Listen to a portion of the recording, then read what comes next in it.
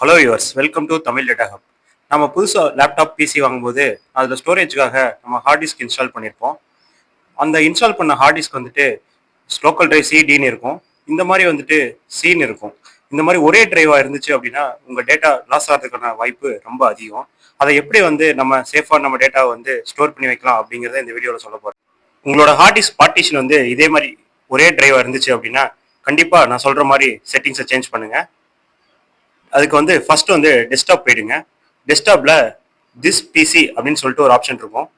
அந்த ஆப்ஷனை வந்து ரைட் கிளிக் பண்ணுங்க. அந்த திஸ் பிசியை ரைட் கிளிக் பண்ணீங்க அப்படின்னா மேனேஜ் அப்படின்னு சொல்லிட்டு ஒரு ஆப்ஷன் இருக்கும்.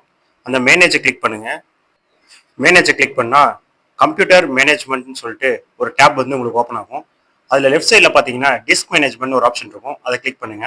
அதை கிளிக் பண்ணால் உங்களோட hard drives installed hard drives வந்து கீழே டிஸ்க் 0 டிஸ்க் 1 காமிக்கும். அதில் டிஸ்க் 0ங்கிறது வந்துட்டு நம்ம இன்ஸ்டால் பண்ண ஹார்ட் டிஸ்க். அதோட ஸ்பேஸ் பார்த்தீங்கன்னா 118 ஜிபி, ஃபுல்லாக வந்து 118 ஜிபி வந்து ஒன்றா வச்சிருக்காங்க. இந்த மாதிரி இருந்தால் கண்டிப்பாக உங்கள் டேட்டா லாஸ் ஆகிடும். அதுக்கு வந்துட்டு ஃபர்ஸ்ட் வந்துட்டு ரைட் கிளிக் பண்ணீங்க அப்படின்னா ஸ்ரிங்க் வால்யூம்னு சொல்லி ஒரு ஆப்ஷன் இருக்கும். அந்த ஆப்ஷனை கிளிக் பண்ணுங்க. அந்த ஆப்ஷனை கிளிக் பண்ணிட்டு நம்ம இந்த டேட்டா இதில் உள்ள ஸ்பேஸை வந்து தனியாக வந்து ஒரு பார்ட்டிஷனாக பிரித்து அந்த ஸ்பேஸை வந்து நம்ம ஸ்டோர் பண்ணுறதுக்காக யூஸ் பண்ண போகிறோம். அந்த ஸ்பேஸில் இருக்கிற டேட்டா வந்து உங்களுக்கு வந்து லாஸ் ஆகாது. ஏதாவது ஓஎஸ் கரெக்ட் ஆச்சு, ஏதாவது சாஃப்ட்வேர் ஏதாவது ப்ராப்ளம் அப்படின்னாலும் நீங்கள் ஓஎஸ் ஃபார்மேட் அடிச்சிங்க அப்படின்னா நம்ம தனியாக சேவ் பண்ணுற அந்த பார்ட்டிஷன் வந்து உங்களுக்கு லாஸ் ஆகாது. அதுக்கு தான் நம்ம தனியாக பார்ட்டிஷன் பிரிக்க போகிறோம். இப்போ இந்த மாதிரி ஸ்ட்ரிங் கொடுத்தீங்க அப்படின்னா மேலே உள்ள ஒரு ஸ்பேஸ் காமிக்கும். இதில் வந்துட்டு அந்த ப்ளூ கலரில் இருக்க என்ட்ரது அமௌண்ட் டு ஸ்பேஸ் அப்படின்னு சொல்லிட்டு ஒரு இது காமிக்குது. அதில் தான் வந்துட்டு உங்களோட எவ்வளோ ஸ்ட்ரிங் பண்ண போகிறோம், ஸ்ட்ரிங் மீன்ஸ் என்னன்னா தனியாக பார்ட்டிஷன் பண்ண போகிறோம் அப்படிங்கிறது தான். இதுலேருந்து பிரித்து தனியாக பார்ட்டிஷன் பண்ணுறதா வந்து ஸ்ட்ரிங்க்னு காமிக்கும். அதில் 83,616 காமிக்குது. இப்போ இதில் டோட்டலாகவே 118 ஜிபி தான் இருக்குது. அதனால் நம்ம ஒரு 18 ஜிபி மட்டும் ஒரு எக்ஸாம்பிளுக்கு தனியாக பார்ட்டிஷன் பண்ணி காமிக்க போகிறேன். அதில் 18 ஜிபி இன்டூ நம்ம 18 தான் நமக்கு வேணும், இன்டூ 1024 ஏன் போடுறோம் அப்படின்னா அது எம்பியில் மட்டும்தான் வந்து மேலே காமிக்கும். அதனால வந்துட்டு 1024 மல்டிப்ளை பண்ணும். 1 ஜிபினா இன்டூ 1024 தான் எம்பி. இப்போ 18 ஜிபி மல்டிப்ளை பண்ணால் 18,432. இதை வந்து எங்கே என்ட்ரு பண்ணணும்னா என்ட்ரது அமௌண்ட் டு ஸ்பேஸ் ஸ்ட்ரிங்க்னு காமிக்கும். அதில் வந்து 18,432 அப்படிங்கிறத போட்டுரும். இதே மாதிரி வந்துட்டு நீங்கள் ஒரு 500 ஜிபி இருக்குன்னா 200 ஜிபி டிவைட் பண்ணுறீங்க அப்படின்னா 200 இன்டூ 1024 போட்டு என்ன வேல்யூ வருதோ அதை இங்கே என்ட்ரு பண்ணி ஓகே கொடுத்துடணும். ஓகே கொடுத்துட்டா இப்போ இதில் சி டிரைவ்ல இருந்து உங்களுக்கு வந்து தனியாக பிரிஞ்சு அன்அலோகேட்டட் அப்படின்னு சொல்லிட்டு ஒரு ஸ்பேஸ் வந்து புதுசாக வந்து கிரியேட் ஆகும். அதான் வந்து இதுல இருந்து தனியாக பிரிஞ்சது. இப்போ பார்த்தீங்க அப்படின்னா 18 ஜிபி வந்து தனியாக வந்துடுச்சு அன்அலோகேட்டட்னு.